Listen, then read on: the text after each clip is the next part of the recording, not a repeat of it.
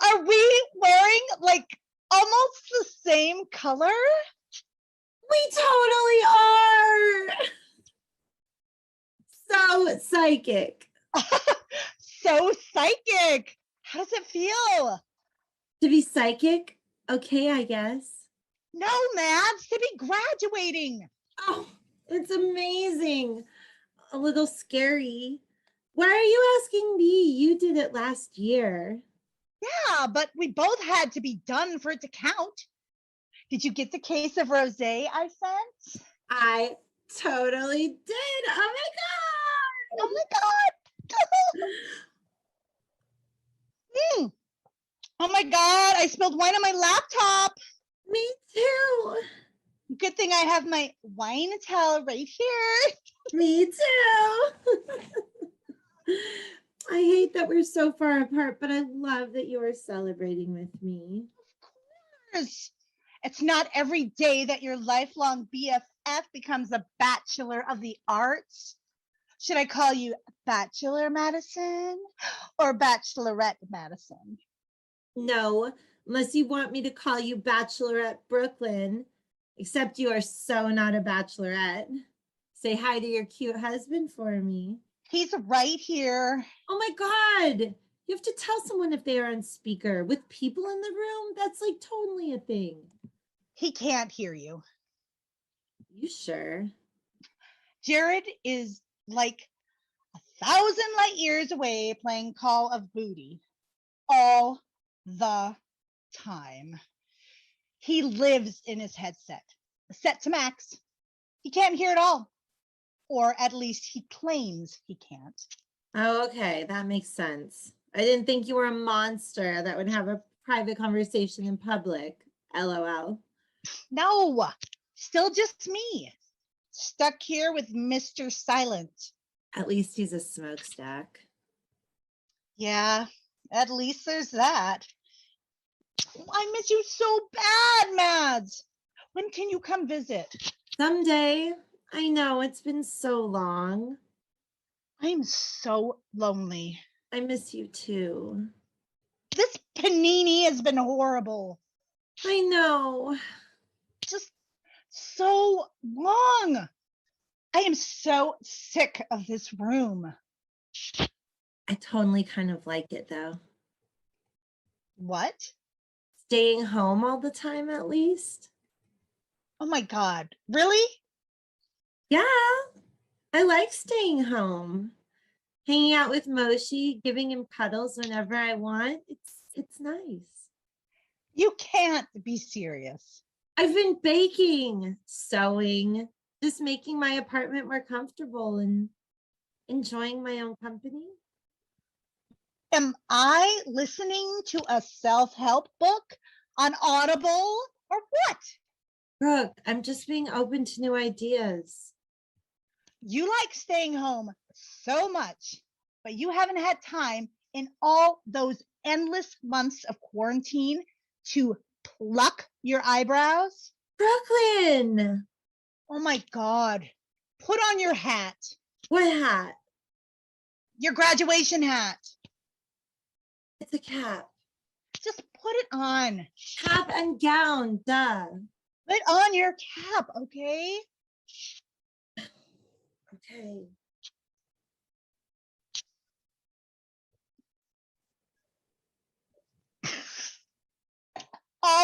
my God. It's like an arrow to your unibrow. Don't say that anymore. What? Unibrow. What? No, it's like totally fine to be hairy now. Look at it, Madison. Look. Frida Kahlo. Who is cool and sexy? I'm your real friend, and I will always tell you if you don't look good. That does not look good. Like an arrow. It's your graduation. You're right. I'll see what I have. I bet you totally don't have any wax strips. I totally don't. I remember running out somewhere between the toilet paper thing and Breonna Taylor. Poor Brianna. It was so sad. I'm putting my phone down to look for waxing stuff. I'll send you a box from this designer place. Some wax strips for face. What else do you need? After wax soothing cream, pre-exfoliating scrub, toner, moisturizers for day and night. How about some masks? Rejuvenating rose water for your face, deep conditioning for your hair, paraffin for your hands. Ooh, I love these little overnight socks for feet masks. My feet are fine. I don't need any of that. You have been holed up, and there are going to be so many hotties at the graduation party. All over exfoliating scrub, skin renewal body wash, leg lotion, foot lotion, hand lotion, body lotion, face lotion, leave-in conditioner. Ooh, I love this new shine spray. Do you even have makeup in this season's palette or nail polish? There's no graduation party. It's all online. You shouldn't have to look ugly because you are a broke student. Mani pedi. Trim those split ends. Do you need to wax your legs too? Oh my God. I'll just make you an appointment at the spa. There, I'm back. I'm not going to a spa, Brooke. They should all be closed anyway, the new variant. Whatever, I'm still sending you some products. Now, are we going to talk about it? What? The season finale? No, the elephant in the room.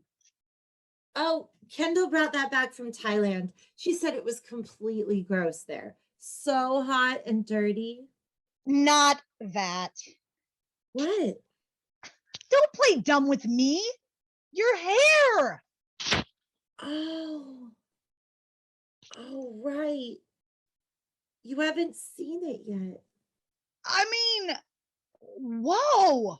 I know. What made you go natural? The pandemic. You know how I feel about that word. I know, Panini. Sorry. Do you like my hair? Do you? Honestly, I can't tell. It looks great. I love your natural color. I just can't get over the curls. You hate it. No, I love it. You have just been on a crusade your whole life against your curls, and suddenly you are accepting them? Well, it is easier and cheaper. And you know, with everything going on, it just didn't seem right to be spending hours a day trying to get my hair straight. You straighten your hair every day forever. You wouldn't let anyone see you with curly hair.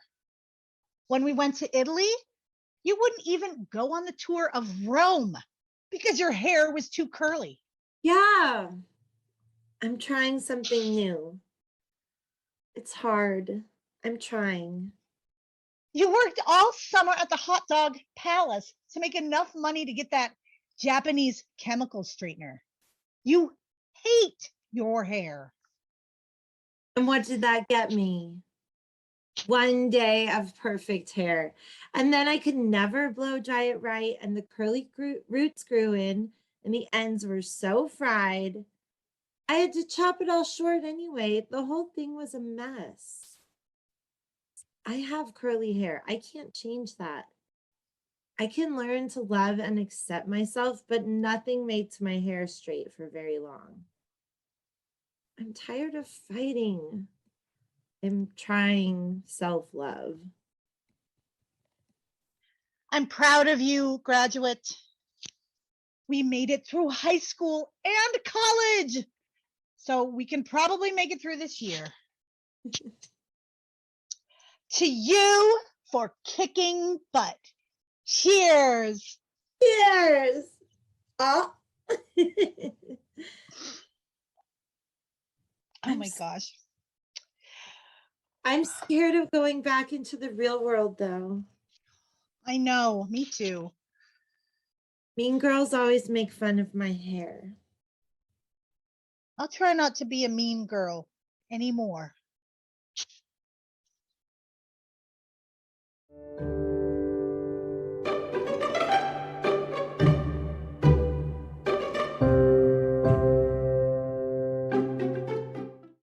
This is so boring. Boring, boring, boring, boring, boring. Why do you folks do this? Tedious, monotonous, tedious, repetitious, tedious, monotonous, repetitious, pain in the ass. So why? Feels so good when you stop? Better than this was bungee jumping. At least that gave me a thrill. Zing! Snap! Splat! Thin layer of fat lady. Whee! Now this is dancing. The old way. All day, all night. Drink wine. Make love under the moon. Oh, yeah. What? I don't do this kind of dancing in a sweatshirt, that's why. Now, you listen up. You dance for fun is why you dance, not for mirrors. You dance for sex, power, ecstasy. You dance for the hell of it. You have a lot of issues, you know that? A little shaking makes you nervous. A little jiggling, a little jolly. A lot of wimps. Oh, boring exercise is healthy. If you'd have told me that. Like that stuff you eat? Jamaican grilled tofu and a bit of arugula. Compost. Tell you what, find me a nice pig, feed it the arugula, then you eat the pig. What are you talking? People have been eating pig for thousands of years. Cooked up with some vegetables, a little rice, roasted on a spit, yeah. Split pea soup with a nice juicy ham bone. Oh, okay, no meat for you? How about some cheese? Goat cheese with fresh bread. Melt up some Swiss, a little wine, twirl it in some toast, get it on your chin. Just a nice cheese omelet. A few vegetables, scallions. Oh, okay, I get it. Right eating is right living. Right living avoids suffering. No suffering, no death. You are immortal. You are skinny, righteous, and bored. What we need around here is a little more whipped cream and a lot less righteousness. Because I'm telling you, honey, I clip when I clip. Oh, you don't know about the three thready sisters? No, of course not. Who cares about a bunch of has-was goddesses these days? Okay, here's the deal. Chloe measures out your life thread.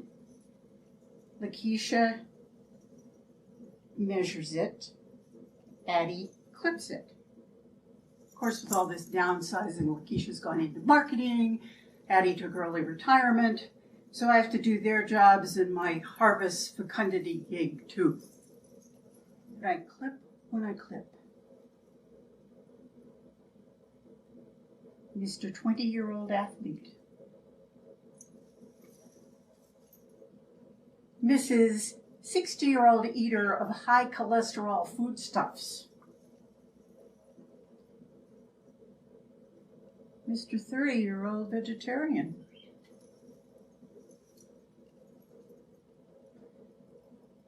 Mrs. 80-year-old madam.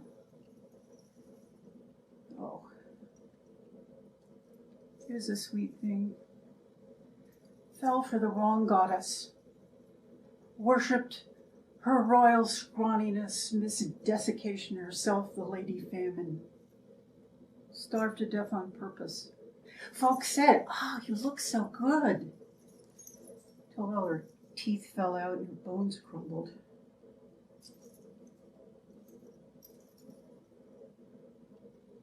And meanwhile, here's one of the same age, starving to death, like it or not, one of them starving to death countries. No, it ain't fair. Who said fair? You just need to have a little fun. Do a little dancing, eat a little melted cheese, feed a few hungry mouths. Why do you work so hard to dry up the juices of life? What are you afraid of? You will eat up the world? Eat and eat until you grow as huge and powerful as I am? Or that the world will eat you? That women will grow as huge and powerful as I am? Well, you're right. I am the fat lady. I am the goddess. I mother you. I judge you. I demand to be filled. I demand to be satisfied. The whole world is not enough for me. Oh, you're doing it again. This larger-than-life thing does have its drawbacks. I don't want to resort to the full goddess whammy. Then you'll decide I'm just a fever dream and go back to worshiping her royal scrawniness, the Lady Famine. Hell, hell, hell, hell. Look, I don't mean to be a nag. You are all my children, boys and men, women who carry their power in their flesh, and my smaller daughters, whose power hides beneath flat bellies and tiny breasts. But the world is cruel. People starve. And you were made in my image, with the power to withstand famine and the brains to prevent it. Why do you waste your strength when the world needs it so much? You do need strong legs, broad shoulders, and your full attention for the work of the world. That's the way to cheat death. Feed me. Feed yourselves. Feed the world.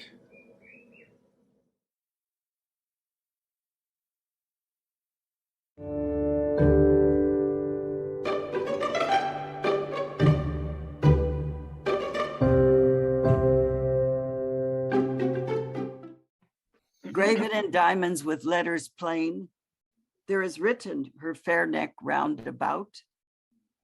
Noli me tangere, do not touch me.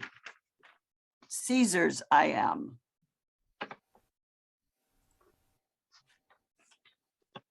Anne Boleyn, the second wife of King Henry VIII, is being held in the Tower of London after being accused of adultery and treason by King Henry and court. She is waiting to be executed.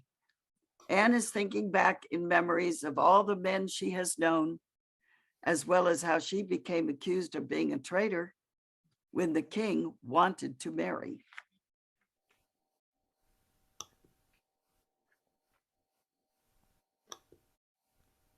I can see the scaffold from my window.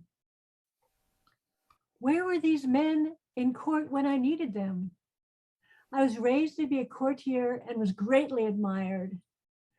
I was trained to be in the palace, as I remember. Sir Thomas Boleyn, Anne's father, enters with Anne as a child. Ah, my little miss, you've learned all the skills of an English country woman. It's time for you to go abroad. But why must I go, Father? You will become a cultured young lady ready to become a courtier.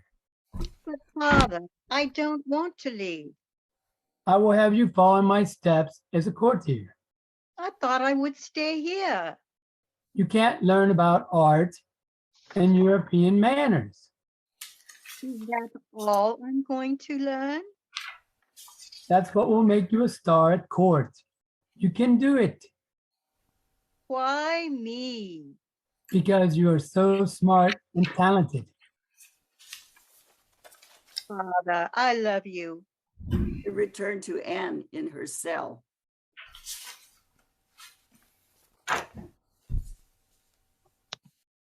I worked so hard. I studied in the courts of the queens of the Netherlands and of France. Yes, I had a bad temper from being sent away. Now I pray to be in a good temper before I am executed. As I recall, Henry courted quite aggressively. And Henry VIII enters with Anne I love you. as an adult. I loved you, Anne. I loved you. When I first saw you at that ceremony, you are nothing like your sister. You were married, and you first chose my sister to be your mistress. Is it proper that I should even love you? What is proper to you may not be proper to me. You were so duty-bound to my wife, Catherine. As her lady in waiting, I admire you. Now my sister is married. What about the Queen Catherine, your wife? Do you refuse my courtship? No, not at all. I don't refuse you. When you question me, you refuse me. I am not acquainted with courtly life. I have been in Europe. Come. You cannot claim that you do not know me. I don't know certain things about you. You are not to get personal with me. You want me to accept your offer of love, yet you do not want me to get personal? That's it. I see. So you just want me to be a mistress. Isn't that enough? From a king. No. Back to Anne in the cell. He bullied me into submission. What's a courtier supposed to do? What power does a woman have? None at all. I see it now. Cardinal Wolsey enters, speaking to Henry VIII and Anne Boleyn. As a cardinal, I cannot say your embassy to Rome is enough to allow you to divorce Catherine. Ah, yes. The Pope is under Charles' command, and Charles is related to Catherine. I don't think that's the only reason. I don't think you have a valid endorsement. May I May I remind you? remind you, Cardinal, that this is the second time you have disapproved of my marriage. My dear Anne, we don't need to be reminded of that.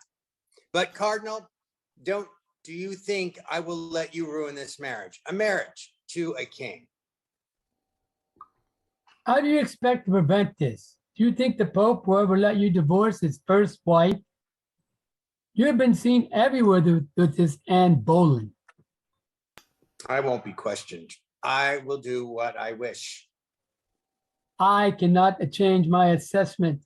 You want to have and to marry this courtesan, trained in Europe and her liberal ideas and her Protestant leanings. I've had enough of these insults. I love her, and I will have her, even if I have to change the church in England. I will never agree to that. Back to Anne in her cell. King became determined to annul his marriage to Catherine, though Cardinal Wolsey opposed this. He died before he suffered the fate of Henry's enemies. I knew Henry was separating from the corrupt church and that I would be made queen. Let's see, what did I think then? Did it even matter? All right, my little minx, I will abide by your wishes. You are already my queen in court, and I will marry you to put my seal to it. How are you going to do that? Do you expect the public to accept me after the pious Catherine? Problems are solved by a sovereign, not by you. I don't see how, unless you're going to be manipulating the church leaders. Quit your worrying. I am authorized to make the decisions. Back to Anne in the cell. But before I married Henry, I met the most remarkable person, a poet who had been my friend when I landed in France. He was a poet. What can't you do? You dance, sing, write, and you're an excellent companion. I have known you all these years. And now we're on a boat ride to France. The ocean reflects the stars, and I see those ignites your eyes. You know, King Henry has been courting me. Yes, I know you're the Queen Catherine's lady in waiting, but nobody could be more suitable courtier than you. When I hear the rustle of silk and smell fragrances, I look for you, and ahead of others without compare. You are a fair-haired beauty with great debts. King Henry will not allow you to look after a while. He is very determined and very possessive. What can I do with the king's advances? I must reply and assent.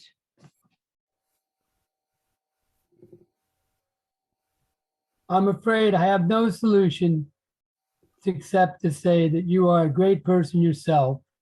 We are two kindred souls linked by our talents. You're the master of dance and lute, and I'm the master of rhyme and sonnet. And you will always hear me singing. I will always be your friend.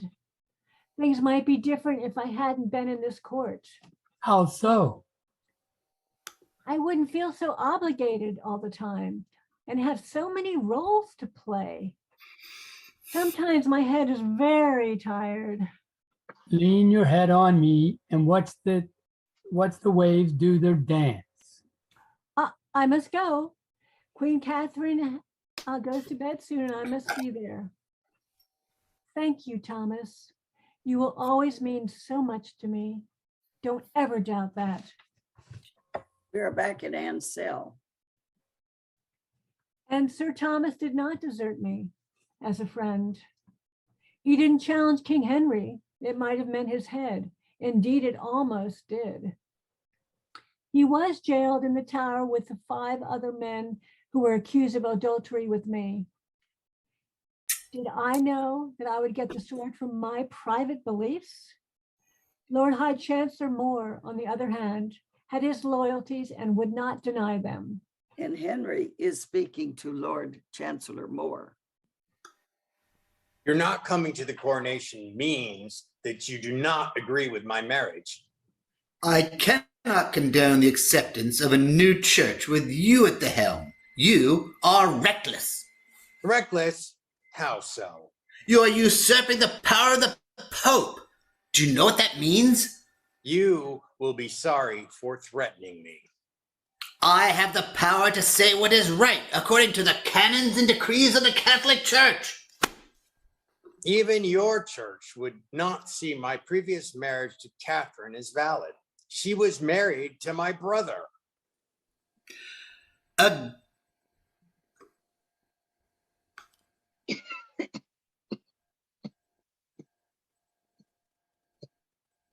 Nothing has been proved about her virginity. I appeal to the God that I understand to keep me standing for what is moral. Back to Anne in the cell. And so another beheading. Should I have not seen more clearly? All these men playing chess in the king's court with me as their pawn. I was not raised for politics. The courtyard below echoes its horrors. I am not afraid. I pray for strength and courage. And the Lord gives me that. I needed that courage in my marriage. Henry and Anne are having a private conversation. I had the announcements all set for an heir, a male heir. Instead, you have a girl. I'm not mad. I am humiliated. My king, I long for your approval. You have given me position and wealth. I know, my love, but I need some time apart from you. I have listened to your liberal views about sharing the gospel for too long now. I meant those views only for myself. You did not have to follow. Haven't I tried with all my being to give you an heir? Am I to be blamed for nature? All these pregnancies have worn us out. I must find a way out of my misery. I must get away. Anne is back in her cell. And away he went to another woman, this Jane Seymour. But I was happy to study the supplication of beggars about corruption in the Catholic Church. I told my ladies in waiting to be less sensual and more spiritual. I thought Lord Cromwell was my friend. He even helped me defend the Bible in English. But I found out not.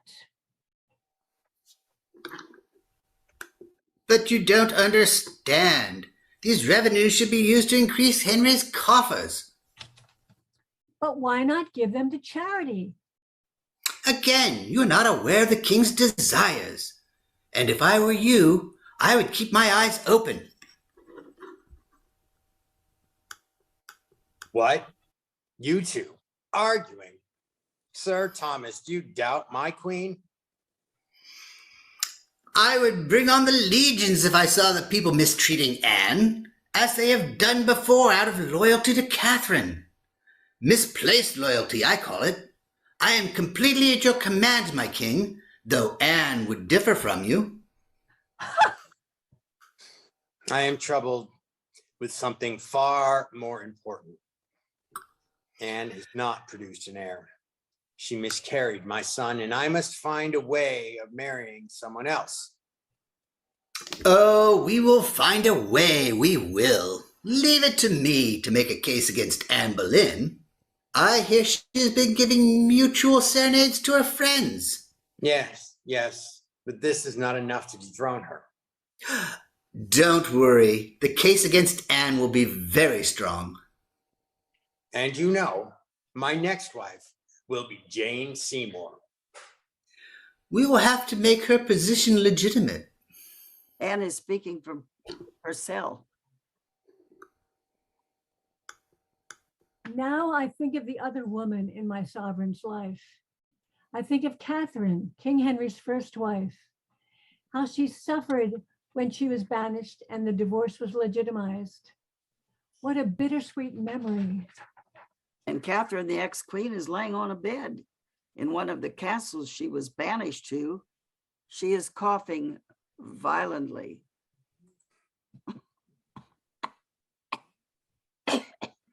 Oh, my Lord, I say many rosaries to you, but you would not ease my suffering. You know that I have been a good wife, but divorce has made my child a bastard. You must rest, my dear queen. Emily, what did I do to make Henry leave me for a whore? Disgrace our only child. How could he banish me to this dreary place? Would the Pope approve of this behavior? It will not be so bad, my lady.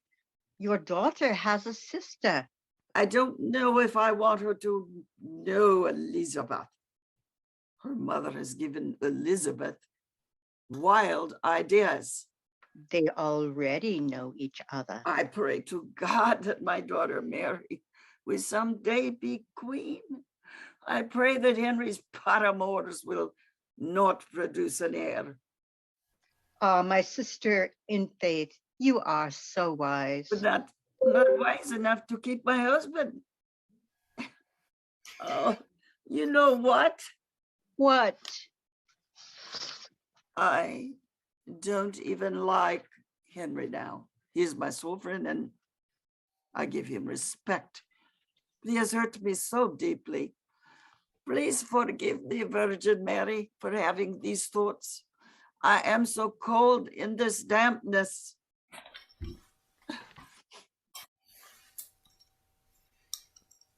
We are back to Anne in her cell. Through it all, I thought of the wonderful poet, Sir Thomas Wyatt, who was always my friend. His sonnets were so beautiful. And Cardinal Cranmer, who was my family bishop. I helped him become archbishop. Court gossip got to him as well. I want to declare now your marriage to King Henry legitimate. And I also declare his marriage to Catherine null and void. You have always been my friend. I have known you since I was a child. I'm so glad I recommended you for Archbishop. I will not follow public opinion on this, though they call you names and spit on you. I think they now have accepted me as queen, and my main enemies are in the court itself. You're right. Back to Anne's cell.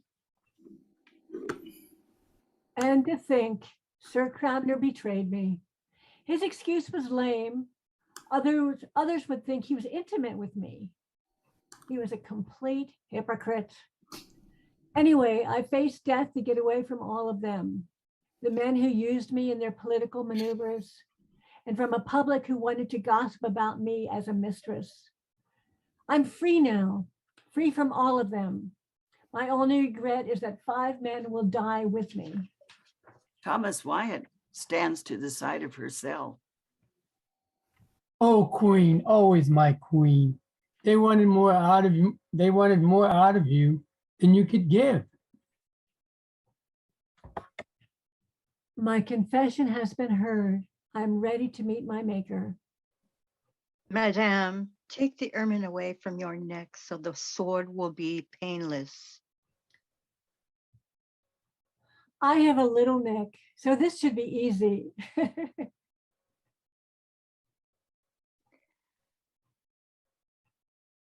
The end.